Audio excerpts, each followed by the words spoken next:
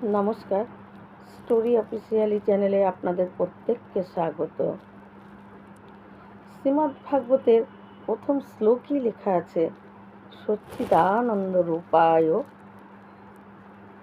অর্থাৎ সচ্চিদানন্দ রূপায় অর্থাৎ কি, ভগবানের রূপটা হলো সচ্চিদানন্দ, অর্থাৎ সর্ব আনন্দময় হলো ভগবানের রূপ। যেখানে সর্ব আনন্দ, যত রকম আনন্দ আছে সব আনন্দকে এক করে যে তৈরি, যার রূপের মধ্যে আছে, সেই হলো ভগবান।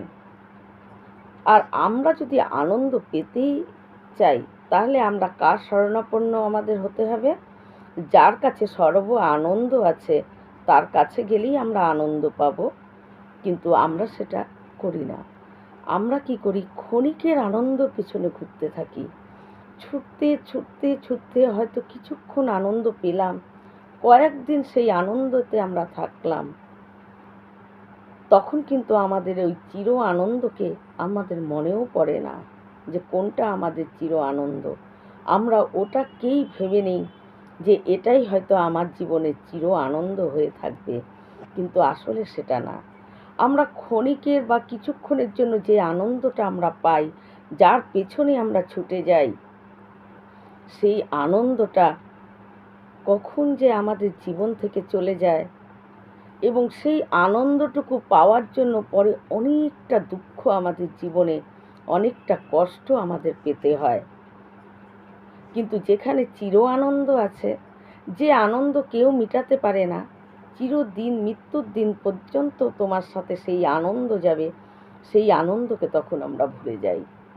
কিন্তু সত্যিকারের যারা আনন্দ পেতেই চায়, যারা নাকি ওই ভগবানের চরণকে, সর্বময় আনন্দময় ওই চরণে শরণাপন্ন হয়ে থাকে, তাদের আনন্দ কোনো দিন শেষ হয় না, তাদের জীবনে কোনো দুঃখ নেমে আসে না সেই আনন্দের জন্য।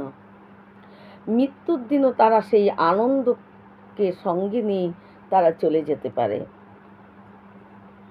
তাই সর্ব আনন্দ যার কাছে আছে, সেই আনন্দর কাছেই আমাদের চির আনন্দ খুঁজতে হবে।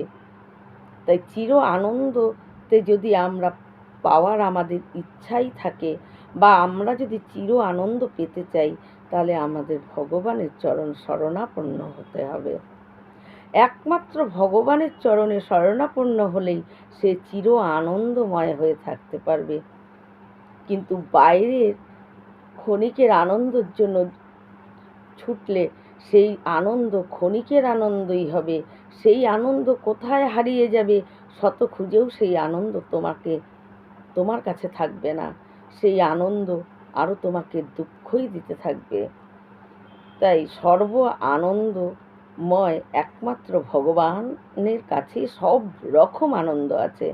তাই আমরা যদি চির আনন্দময় হয়ে থাকতে চাই, তাহলে আমাদের ভগবানের চরণে শরণাপন্ন হতে হবে নিজেদেরকে।